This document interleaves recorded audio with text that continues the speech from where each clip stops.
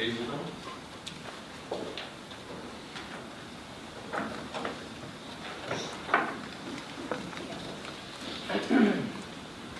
Morning. Morning.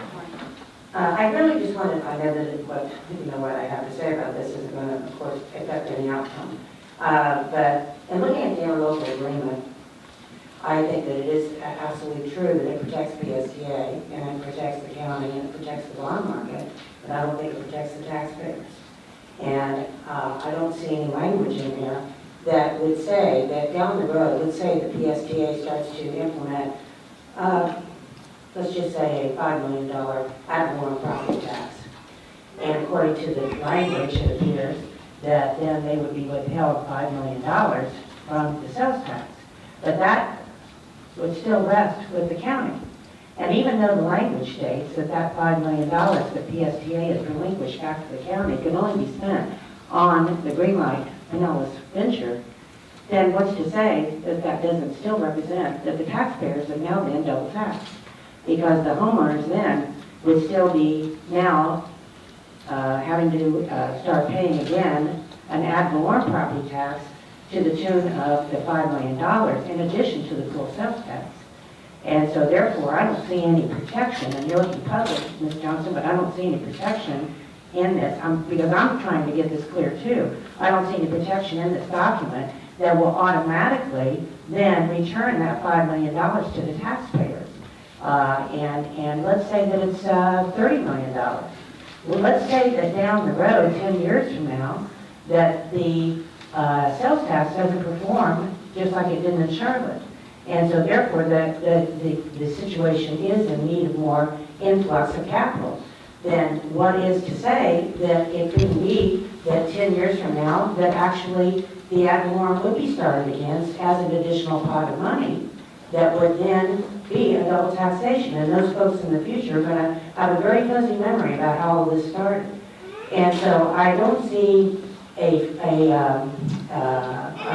part of this document that has an automatic kickback to return any money that PSTA would start to charge again, whether it's $1 or $30 million, back to the taxpayers automatically.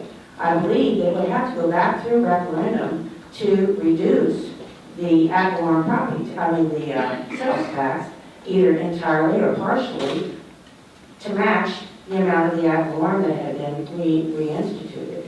So please correct me if I'm wrong, and when you talk about, well, this is all predicated on the fact that the legislative delegation is going to take this back to the legislature, I think that's been pretty clear that with the current composition of the Senate members, that's not going to happen. So I wonder what your response would be, Mr. Senate. What part of the contract guarantees a return to the taxpayers of any monies that PSTA would start to charge with ad valorem again? Counsel. What the agreement provides is that, first of all, the agreement gives PSA absolutely no incentive to impose an ad valorem tax because PSA will not obtain or receive any additional funds other than what is generated by the surtax. Number two, the county has the ability to permanently reduce the tax in the amount of any collections of ad valorem taxes that would have to be paid over or would be withheld by the county if PSA chose to impose the ad valorem tax again for some reason, which again, PSA would have absolutely no incentive or any reason to do that. So that's what legally can be provided, that's what's provided for in the agreement. And that's the way that double taxation can be avoided. If the legislature and the governor does not wish to come in the legislation and take out the ad valorem taxing authority that the PSTA has, which once the surtax passes, the incentive on the legislative delegation to not support that would seem to be contrary to the reason that they didn't support it 2 years ago. Thank you, Counsel. Madam Secretary. Thank you, Mr. Chairman. Alan, can you explain the process? Because we have the same question at the Planning Committee and without an answer. So for the benefit of those that might be watching, if PSTA, some future PSTA did implement the property tax, If the PSTA board, for whatever reason, decided to impose the ad valorem tax, the county will, and let's just say it's $30 million, I think that's one of the amounts that was used by Ms. Hazelton in her example, the county would withhold $30 million from the surtax funds that are paid over to PSTA. So, Would they not collect it, or would they withhold it from PSTA, and what would happen to that money? in the first year, it would probably, because of the timing, they would just withhold it. But then they would have the ability to go out and whatever methodology is legally available to them at that time, they could permanently reduce the surtax to an amount to equal the amount that PSA would be collecting in ad valorem taxes. But what would happen to the money that's being withheld? It's just not collected, correct? That's the question. What's happening with the money that's It being would still be collected, it would be held by the county. And done what with? They could either, they could, well, it only can be used for green light purposes, so the county couldn't use it for anything outside of green light. So they could either reduce the tax further and then pay the money over to PSTA to equal out the amount. They could figure out a way to refund the money to people. I mean, we really haven't looked at what would happen. The fact is, the incentive, there is no practical reason why the PSTA board would ever issue the ad valorem tax, knowing that the net number is going to be the exact same, and that the penalty is that the tax will be permanently reduced. So even if it is collected on both sides in a year, it cannot be used, the one tax will have to be reduced to accommodate the other, correct? And so at any given time, if for whatever reason this double collection happens, it will then be reduced in the following year to accommodate for it, and where it will not be charged to the taxpayer. Correct. I think that's what he said. I'm sorry? That's not what you said. We're not now back and forth, Ms. Hazel, on this question from the secretary too. It is what he said. Return? Ms. Hazelton, we're not going to have, you've had your 3 minutes. Well, I We're think not I gonna made have my back- point. Well, I'll make a comment in a second here. Commissioner Dyke? I think probably the key is what Attorney Zimmerman said, that there's a really disincentive to pass a ad valorem tax. And I think one of the questions might be, under what circumstances do you think that this board would elect to incur the deserved opprobrium of the public by passing a tax like that? And But you can't receive and you're not going to make anything from it. You're just going to get angry. anger. Thank you, Commissioner Dyke. Commissioner Nick? I just want to ask, I know you mentioned a minute ago that the county is the authority that collects the taxes for all the municipalities and taxing authorities and then redistributes it. Is that correct? It's actually the county clerk. Well, that's part of the county, I'm just in the county government, is the one that the taxes pass through. When you talked about zero in the ad valorem, wouldn't that, in essence, not tax people? If you get taxed at a zero rate, that's nothing, correct? I mean, zero is zero. So, I mean, the argument they're trying to make is even though that money's being collected and not being passed on to PSTA, the people get taxed on the revenue side and on the ad valorem. That's the argument they're trying to make, but if the interlocal agreement and the county has the ability to set that tax, that whatever tax that a rogue future board might try to pass a zero, then they wouldn't get anything.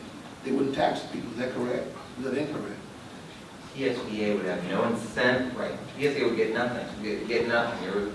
Right, A but the future argument- rogue PSTA board would not be able to do it. Right, but the argument is being made that if people will still get taxed, even though it wouldn't go to PSTA. So they get taxed on ad valorem, even though say that you get the majority of a future board agrees to raise it, I don't know, 3%.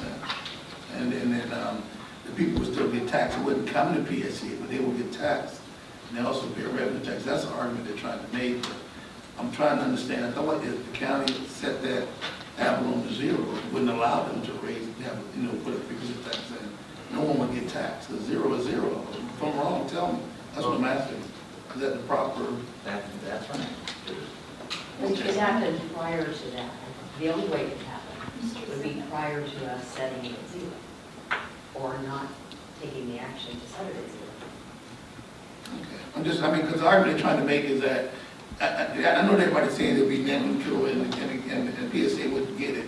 The argument they're trying to make, that's when they clarify, and that we would go forward even after a successful referendum and make sure we can, no one in the future can do it, ad valorem tax, B2B with PSA.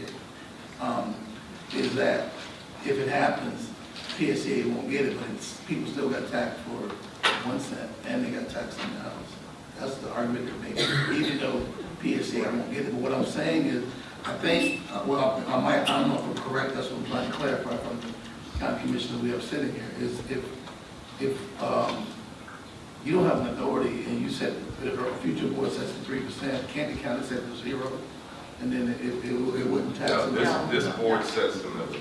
No, We we said set our millage. repeatedly, we're going to set it at 0 next year if green light passes. Okay. So it's this board, this elected board, this scenario, it's hard to respond to every, I know what, Armageddon scenario and try to be logical with it. well, We have no intent of levying a millage, period. right, The county commission not only can reduce it, but can take steps to eliminate right. the sales tax completely. That's a nuclear option. It's in there. So this scenario is, again, it's like the tinted windows. We can't spend a whole lot of time trying to respond to these Well, it's not, crazy Armageddon scenarios that aren't fact. it's not a response, Mr. Chair, it's just that, like I said, at the debate, that came up, and what happened is, before the interlocal agreement with the county, it's gonna be a double tax. So now after the interlocal agreement, it's just, you got a proponent that's morphing into more misinformation by saying that it's gonna be double taxation. And it's going to continue until November. Understood. So get ready for the next. But like I said, as a board, and the people that's gonna be voting to set that on, we should let the people. I appreciate your comments. Commissioner Long? Thank you, Commissioner Welch, for your voice of reason and sanity in this conversation, which I'm sitting here thinking is almost laughable. There's 16 elected officials and people on this board. Now, granted, in any group that size, you might have, maybe 1 or 2 people that are just plain stupid. But to think that the whole entire body is going to impose a tax knowing you can't receive any benefit for it is just, I can't even wrap my head around that. And it's distressing to me to think that anyone in our beautiful county that has such an incredible quality of life could have that kind of far-fetched, stretched imagination. It's laughable to me. And I really think that we have to work extra hard to keep our feet on the ground and be rational and reasonable, because this is just, it's hard, I can't even go there. So I just have to say thank you for being so reasonable to remind us. This is not going to be the only time we hear this kind of outrageous. Thank you, Commissioner Long. Now until November is going to be a battle about the facts and getting the facts. And reason. Absolutely. So stay calm and support green light. I'll work on that. Y'all have done an excellent job, and I do have to state also that the same folks that are talking about double taxation are the folks that urged the government to veto the bill that would have assured that we had no taxing authority whatsoever, that did pass our legislature, House and Senate, and the governor vetoed. I can't imagine that the next governor, if it's the current governor or if it's a new governor, is going to veto a bill when we've already passed a 1% surtax. So that will happen. So let's just stay confident. Y'all done a great job on this. Alan, did you have another comment? There was just a couple things, if I Okay. could clarify a few things that were said, or answer some questions that came up. One, I wanted to remind the board that on each project which would involve an interaction with county infrastructure, there would be a separate agreement to address the effect on the county infrastructure. So that would be coming back to the board each time, and you would see that as we have that interaction to determine how those fees are paid. I think somebody asked a question about what kind of fees are going to be paid and how that's going to be determined. So you'll see those agreements as there's a project that interacts or affects county infrastructure. The other thing I wanted to mention is Brad went through the process for talking about the reduction. We do intend to file, and there's an agreement that PSTA is obligated to file a validation procedure. So that process will relate to exactly at what time the board will be in a position to vote to impose no ad valorem taxes for the following year. We'll need that validation to be complete. So we'll have, be assured that PSA will be collecting the sales tax beginning in January 2016. I just want to make those couple of points, and I think you made the other point about the legislative delegation. The legislature would have no incentive to, when a governing body wishes to remove a taxing, its taxing authorities to avoid any double taxation for the legislation, the governor would have no incentive not to be supportive. Commissioner Murphy? Yeah, I just wanted to just get clarification or just confirmation. I think I've heard it a couple times, but as you said, from now until November, there'll be lots of discussions on facts. And my understanding, what I heard is that even if, doesn't make any sense to do it, but even if a future PSTA was to put an ad valorem in place, the documents that we have here in front of us would make it such that the county would mandatorily reduce the 1%. So it's not like even in that particular situation, you're not acquiring two pots of money. The total dollar amount would be the same. If it would be some ad valorem, but then it would be a reduced penny to whatever the necessary percentage would be. Is that a correct assumption? Yes, we've got no incentive from a Right. PSTA perspective to have an ad valorem at this pass. Okay. None whatsoever. Okay. Is there a motion to approve the interlocal? So moved. Second. Got that? Good. Everyone. All in favor? Aye. Opposed? Motion passes unanimously.